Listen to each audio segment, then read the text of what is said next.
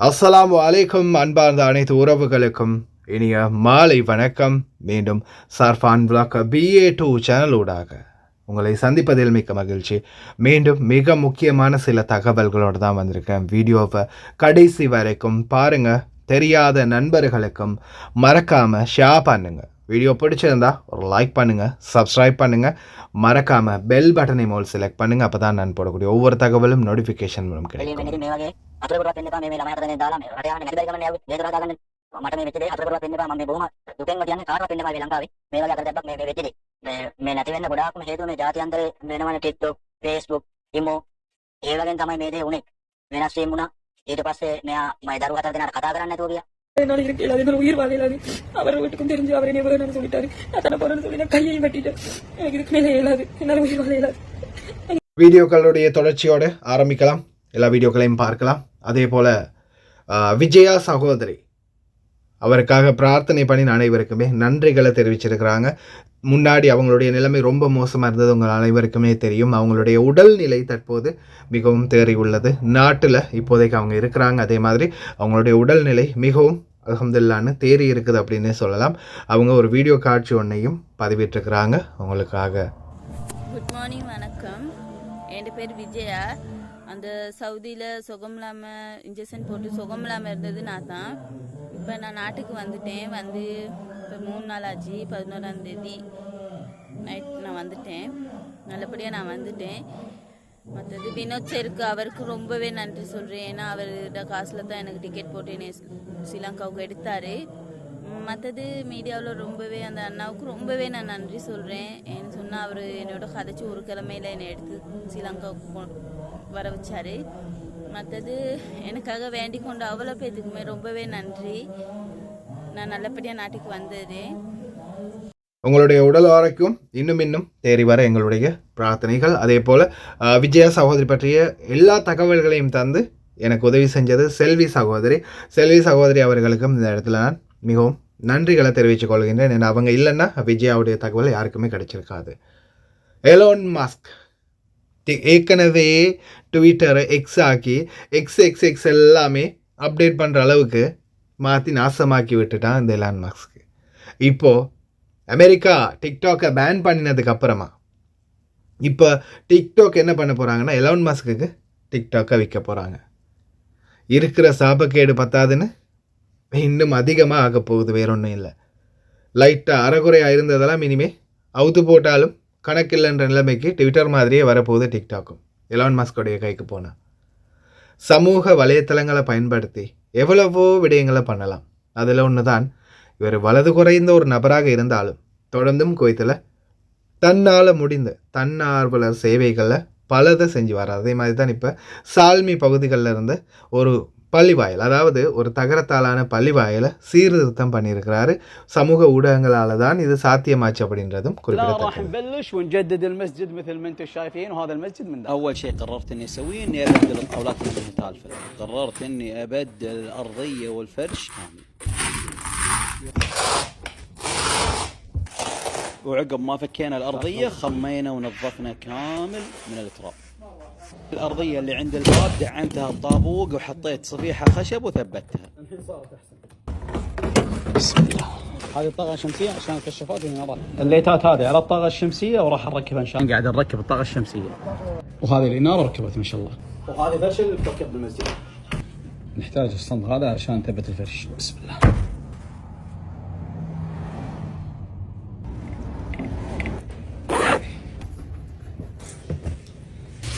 جديدة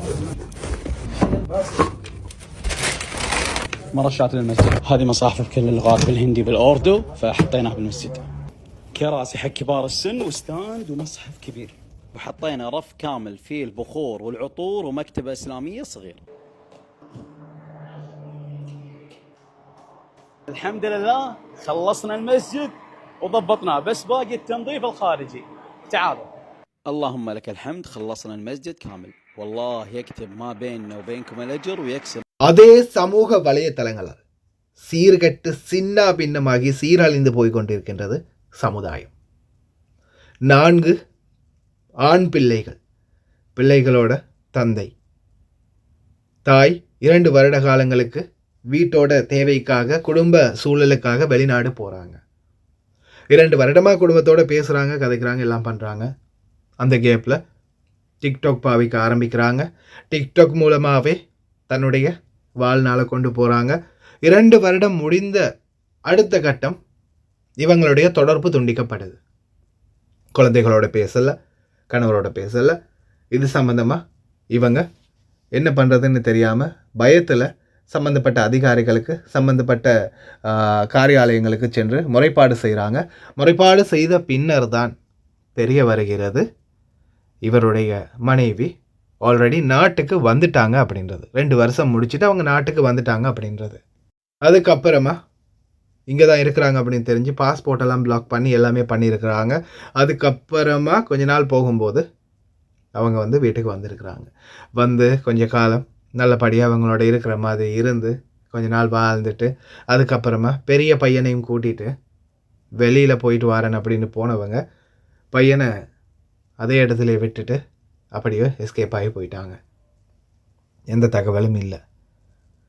முக்கியமான காரணம் அப்படின்னு பார்க்கும்போது சமூக வலைத்தளமான டிக்டாக்கில் அவங்களுடைய வாழ்க்கையை இழந்துட்டாங்க. டிக்டாக் சமூக வலைத்தளங்கள்லேயும் மிகவும் பெரிய ஒரு சாபக்கேடாக மாறி இருக்கிறது. டிக்டாக் பலருடைய வாழ்க்கையை சீரழித்து கொண்டு இருக்குது அப்படின்னு சொல்லலாம். இன்றைக்கும் எத்தனையோ பெண் பிள்ளைகளுடைய வாழ்க்கை, ஆண் பிள்ளைகளுடைய வாழ்க்கை, அதே மாதிரி திருமணமான அண்டிமார்கள் முதல் கொண்டு, தாத்தாமார்கள், பாட்டிமார்கள் முதல் கொண்டு, இன்றைக்கி சின்ன பச்சிலம் பாலகன் முதல் கொண்டு இன்றைக்கி டிக்டாக்கில் ரொம்ப மோசமான நிலைமையில் உருவாகிட்டு வராங்க. இந்த நிலைமை இப்படியே தொடர்ந்துச்சுன்னா சமூகமாகவே இருக்காது. ஒட்டுமொத்த சமுதாயம் சீர்கேடாகி சின்னாபின்னமாகி போயிடும். இன்றைக்கி டிக்டாக்கை திறந்தாலே உங்களுக்கே தெரியும் தானே, நம்மளும் எத்தனை வீடியோக்களை போட்டிருக்கிறோம். அந்த வீடியோ வச்சு நம்மளுக்கே திருப்பி கேவலமாக பேசுதுங்க. ஆனால் இந்த மாதிரியான நிலைமைகள் வரக்கூடாது அப்படின்றதால தான் நம்ம தொடர்ந்துமே இந்த டிக்டாக்கை வந்து புறக்கணிக்கிறதும் அதே மாதிரி தொடர்ந்தும் அவேர்னஸ் பண்ணுறதும். ஆனால் நிறைய பேருக்கு அதை பற்றி சிந்திக்கக்கூடிய ஆற்றலே இல்லை. நம்ம செய்கிறதான் சரி அப்படின்னு நினைக்கிறாங்க. சிங்கள மொழி தெரிஞ்சவங்க இவருடைய கதையை கேளுங்க, தேவையில்லாதவங்க இதை ஸ்கிப் பண்ணிவிட்டு முன்னாடி இன்னொரு வீடியோ இருக்கு, வாங்க. ඉස්කෝලෙන් මට මෙයාව හම්බුණා. ඊට පස්සේ අපි දෙන්න කොහොම හරි අවුරුදු 2ක් විතර තිබ්බා මේ ආදරේ. ඒකල්ලා කොහොම හරි ගෙදරටත් ආරංචි වෙලා මෙයාගේ. ඒකල්ලා කොහොම හරි දෙගොල්ලෝ කතා වෙලා මේ කතාවද බැන්දා. ඒකල්ලා බැන්දලා මෙයා අපේ ගෙදර තමයි හිටියේ. මගේ ගෙදරට එක්කන් මැටි ගෙදර තිබ්බේ. මැටි ගෙදරට එක්කන් ආවට පස්සේ කොහොම හරි ළමයි 4 දෙනෙක් බිහි වුණා. ඔව්, ඉතින් ළමයි 4 දෙනෙක් බිහි වුණා. ඊට පස්සේ කොහොම හරි ජීවත් වෙන්න අමාරු නිසා මේ රට යන්න තීරණය කරා. රට යන්න තීරණය කරාට පස්සේ අවුරුදු 2කට තමයි ගියේ. ඒකල්ලා අවුරුදු 2 සම්පූර්ණ වෙන්න මාසයක් වගේ තියෙද්දි අවුරුදු 2 යනකම්ම කතා කරා. ළමයිට කතා කරා, ලොකු ෆෝන් එක ආයි අල්ලපු ගෙදරකට කතා කරනවා. ආයි එහෙම ෆෝන් එක ඉල්ලන් එනවා. මට ෆෝන් එකකුත් තිබ්බේ නැහැ. ඒකල්ලා කොහොම හරි මම කතා කරන්නේ නැතුව ගියා. ඒකල්ලා මම ගියා විදේශ සේවයකට. ඇයි මේ කතා කරන්නේ නැත්තේ? හේතුවක් තියෙන්න බෑ. මොකක් හරි කරදරයක්ද? ඊට පස්සේ මෙයා දෙසැම්බර් 21 2024 දෙසැම්බර් 21 ලංකාවට ඇවිල්ලා කිව්වා. 24 නෑ. ඊට පස්සේ ඔයා ගිහිල්ලා ඒ ඔෆිස් එකේ මේ විදේශ සේවා මේකේ මිස් ඉන්නවා. එයා හම්බෙන්න, එයා කරන්න ඕන ටික කියයි කිව්වා. ඊට පස්සේ අපිට මෙහෙමයි තමයි තාත්තේ කරන්න තියෙන්නේ. මේ දැන් ළමයි 4 දෙනෙක් ඔයා ගාවන ඉන්නේ. මේක ඉස්සෙල්ලා මෙයා ලංකාවේ බ්ලොක් කරමු කිව්වා පාස්පෝර්ට් එක. ඒගොල්ලෝ ළමයි 4 දෙනාගේ උප්පැන්න 4යි, කසාස් සාතිකයි, මගේ උප්පැන්නේ, එයාගේ ඩෙන්ටිටි කොපි, පාස්පෝර්ට් කොපි ඔක්කොම පත්තර මුල්ලට යවුවා. එලා බ්ලොක් කරා. බ්ලොක් කරලා කොහොම හරි පොලිසියෙන් පැමිණිල්ලට ආවට පස්සේ ගෙදර කිව්වා මේ ඔයා මෙහෙම බලන් ඉන්න එපා, ජීවත් වෙන්න. ඔයා ඇත්තටම හිර වුණානේ. ඔව්, ඒකල්ලා අද උසාවියට පොලිසියට මෙයා ගෙන්නවුවා. ගෙන්නවුවට පස්සේ මෙයා කිව්වා මේ මට ඉන්න බෑ කියලා. මට මූණ දෙන්න බෑ මට ඉන්න බෑ කිව්වා. ඒකල්ලා පොලිසියෙන් මෙයාට අර ළමහා කාර්යාංශයෙන් ඒ නෝනා කිව්වට පස්සේ ඔයා ගෙදර යන්න ඕනේ මේ ළමයි එක්ක ඉන්න. අනුන්ගේ ළමයි නෙමෙයිනේ තමන්ගේ ළමයිනේ අම්මා කෙනෙක්නේ. මෙහෙමයි යන්න කියලා. ගෙදර යන්න කියනවනේ හරියටම 2024 ජනවාරි 7 ඊට දවසක් මේ මම වලගම්ම සමිතියට ගිහිල්ලා 7යි හිටියේ. ඔව්. නෑ කතා බහ නෑ. උයනවා එයා පාඩුවේ ඉන්නවා. ඒකල්ලා කවුරුත් හිතන්නේ නෑනේ යයි කියලා ළමෙක් එක්ක යනකොට. ඒ ළමයාත් එක්ක ගියා පොළට ගිහින් එන්න. එලා ඔයා අයියා හරට්ටිය ගන්නත් එපා මම ටක් ගාලා එනවා. පොළට ගිහිල්ලා කියලා ගියාට පස්සේ මේ මං ගියපු මෙහෙන් මේ ගේ ගාව ඉඳලා ගියපු ට්‍රැවල් එකේ එක්කෙනා නම්බර් එකට කතා කරා. ඒ කට්ටියව මේ ටවුමෙන් දැම්මා පුතාවයි ආවයි මේ මට එන්න කිව්වෙන්නේ නැහැ ගන්න මෙහෙමයි කිව්වා. ඒකල්ලා ටිකක් වෙලා ඉන්නකොට පුතා එනවා වෙන ට්‍රැවල් එකක්. මං ගාකෝ අම්මා කියලා. අම්මා මාව මෙතනින් දාලා ගියා කිව්වා. ඔතන ඉන්න කියලා. ඔතන ඉන්න කියලා ගියාලු. මෙයා දන්න විදිහට එහාට මෙහාට දැන් පාර පුරුදුත් නැහනේ. මේ එහෙට මෙහෙට ගියාට පස්සේ මෙයා මාම කෙනෙක් ගාවට ගිහිල්ලා ට්‍රැවල් මාම කෙනෙක් ගාවට ගිහිල්ලා මාමාව ගේ ගාවට දාන්නකෝ මේ අම්මත් එක්ක ආවේ අම්මා නැහැ. ආගේ යතන් නැහැ අම්මා මෙහෙමයි කියලා. ඊට දැන් මේ වෙනතුරු ගෙදර නැහැ. කොහෙද ඔය කැපවීමක් තමයි කරන්නේ මේ ජීවත් යන කොට්ටිය ගන්න යනවා බර ගාන. ඇඳුම් මහත්වන්න ඕනේ ඉස්කෝලේ යවන්න ඕනේ වැඩකට යන්න බෑ මම වැඩ කරන්න පුළුවන්. මේෂන් වැඩ කරන්නේ. මේ වැඩ කරන්න විදියක් නැහැ මේ ළමයි ඉස්කෝලෙන් ගන්න තියෙනවා 12ට ගන්න තියෙනවා එක්කෙනෙක් පොඩිම එක්කෙනා 12ට අනිත් තුන්වෙනි එකට අර දෙන්න නම් බස් එකේ එන්නේ. ඒ දෙන්න එනකන් ඒවන් දෙකෙන් පස්සේ ගිහලා රෑ 10 වෙනකන් එහෙම පුළුවන් ළඟපාත වැඩක් කරනවා. ඒ අරෙන්න වැඩ කර යන්න විදියක් නැහැ. මම උයනවනේ. මම උයලා තමයි යන්නේ. දැන් කියලා 10යි කාලා. ඔව්. අද කොහෙද යන්නේ? උදේ මොනවද කරන්නට පස්සේ? උදේ දුන්නා බණසෝවේ තේ හදලා. ඔව්. දැන් බත් යන්නේ. ඔව්.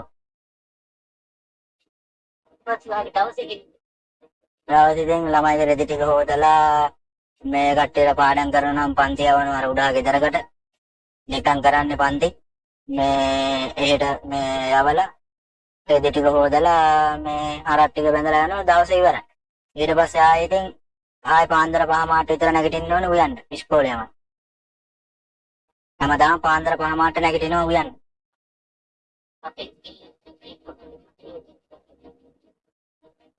ඉල්ලන්නේ ඉතින් මේ දරුවන්ට මොකක් හරි කරලා දෙන්න නිවසක් හරියට නෑ ළමයිට නිදා ගන්න තැනක් නෑ මේ දැන් මේ උනත් මේ টয়ලට් උනත් මේ වැලි මෙටල් බාලා තියෙන්නේ මේ නිකන් ආධාර දුන්න සිලින්ඩර් ඈ ඔව් මේ වැස්සට වැසිකිළිය වල වැටුණා කඩාගෙන සිලින්ඩර් ටික හිටන් නිකන් දීලා තියෙන්නේ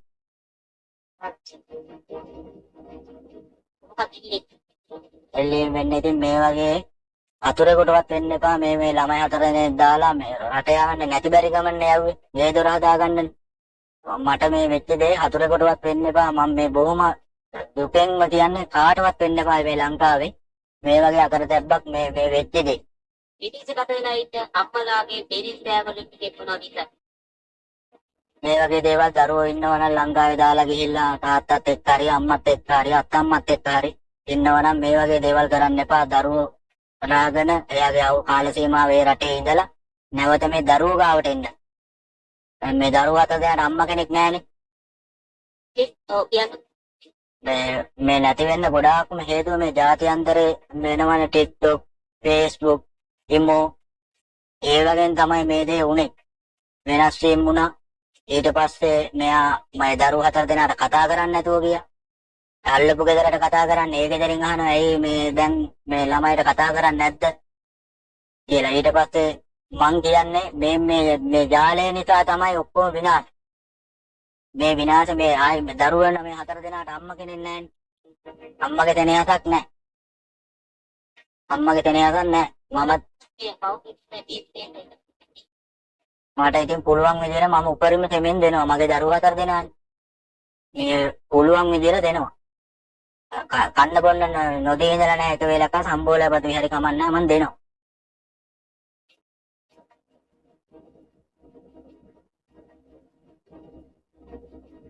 அதே போலதான் நம்பி ஏமாற வேண்டாம், ஆழமறியாமல் காலை விட வேண்டாம், யார் என்னன்றதை சரியா விசாரிக்காம முட்டாள்தனமாக நம்ப வேண்டாம். அவங்களுடைய பேக்ரவுண்ட் ரொம்ப மோசமானதாக கூட இருக்கலாம். அதில் பட்டு நீங்களும் சேர்ந்து கஷ்டப்படக்கூடிய சூழலும் உருவாகலாம். ஏன்னா இந்த மாதிரி சம்பவங்கள் தான் தொடர்ந்துமே நடைபெறுது. தன்னுடைய உயிரையே மாய்த்துக்க துணிந்த சகோதரி. ஏன் என்ன காரணம்? நடந்தது எல்லாமே பொய்யும் பித்தலாட்டமும் ஏமாற்றமும். கேளுங்க. கனடாக்கு வந்து அடுத்த மாசம் என் ஃப்ரெண்டும் வந்திருந்தவன். ஃப்ரெண்டு வந்து ஒரு கடையில மீட் பண்ணிக்க அவன் ஃப்ரெண்டுன்னு சொல்லி இந்த திக்ஷன் இவனை கூட்டிட்டு வந்து என்னை அறிமுகப்படுத்தினான். இவன் தான் என் ஃப்ரெண்டு, என் பெஸ்ட் ஃப்ரெண்டுன்னு சொல்லி என்னை அறிமுகப்படுத்தவன். அவனுக்கு தெரியாம என் ஃப்ரெண்டுக்கு தெரியாம இவன் என் நம்பரை வாங்கி எடுத்து அவன் போன்ல இருந்து என் நம்பர் எடுத்து சொன்னவன், நான் உங்களை லவ் பண்றேன், எனக்கு உங்களை பிடிச்சிருக்குது அப்படின்னு சொல்லி முதல்ல அவ வந்து பிரேக்கப் ஆயிட்டு அவளுக்கு வேறொருத்தனோட கல்யாணம் ஆயிட்டு அவ வேறொருத்தனோட தொடர்புல இருந்தா, எனக்கு தெரியாம தொடர்புல இருந்து அவனோட கல்யாணம் ஆயிட்டு அப்படின்னு சொன்னவன்.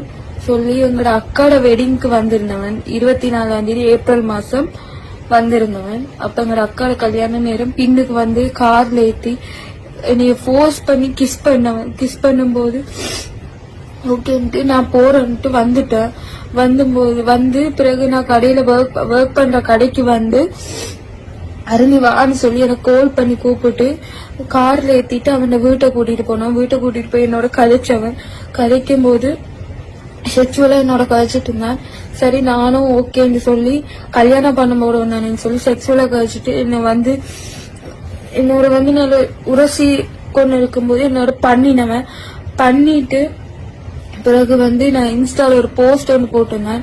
அப்ப போஸ்ட் போட இப்படி வந்து ஒருத்தவங்க வந்து எனக்கு மெசேஜ் போட்டாங்க. நான் திக்ஷன் அண்ட் வைஃப், யார் நீங்கன்னு போட்டேன். நான் சொன்னேன் நான் தான் திக்ஷன் அண்ட் லவர், நீங்க யாருன்னு கேட்க நான் திக்ஷன் அண்ட் வைஃப்னு சொல்ல. நான் இவனுக்கு போயிட்டு கேட்டு ஏசினேன் யார் அதுன்னு சொல்ல. இப்போ சொன்னவன் இது இந்த வைஃப், எனக்கு ஆல்ரெடி கல்யாணம் ஆயிட்டு, இலங்கையில கல்யாணம் ஆயிட்டு அப்படின்னு சொல்லி எனக்கு சொன்னவன். அப்ப நான் இவனோட சண்டை பிடிக்கும் போது அப்ப எங்களோட அப்பாவோட நம்பர் எடுத்து எங்களோட அப்பாவுக்கு மிரட்டினவன்.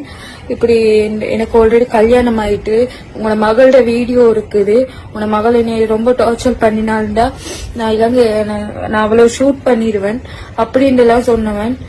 உங்களோட மகளை நான் சும்மா விட மாட்டேன் சொல்லி உங்களோட மகளோட வீடியோ எல்லாம் இருந்தேன்னு எடுத்து வச்சிருக்கேன்.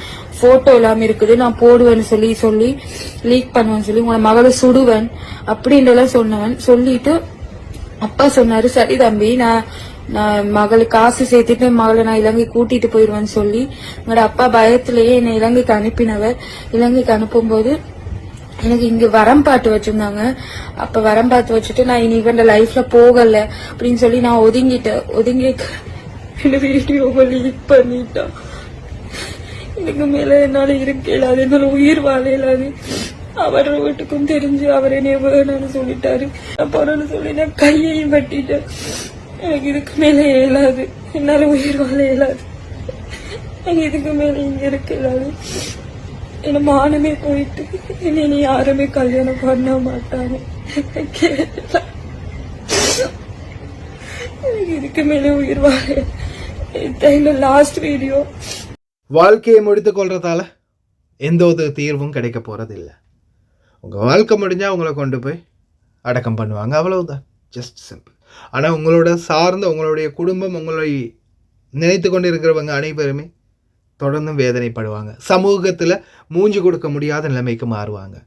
இதெல்லாமே ஒரு ஏஐ காட்சிக்கான வீடியோ தான். இது வந்து சாதாரணமாக இந்த காட்சியை வந்து ஏஐ மூலம் சித்தரிக்கப்பட்டது, உண்மையான காட்சிகள் அல்ல.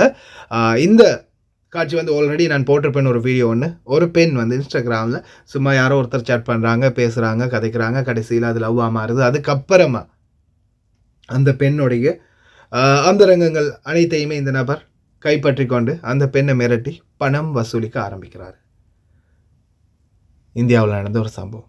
இதை மாதிரி பல சம்பவங்கள் இன்றைக்கு நடைபெறுது.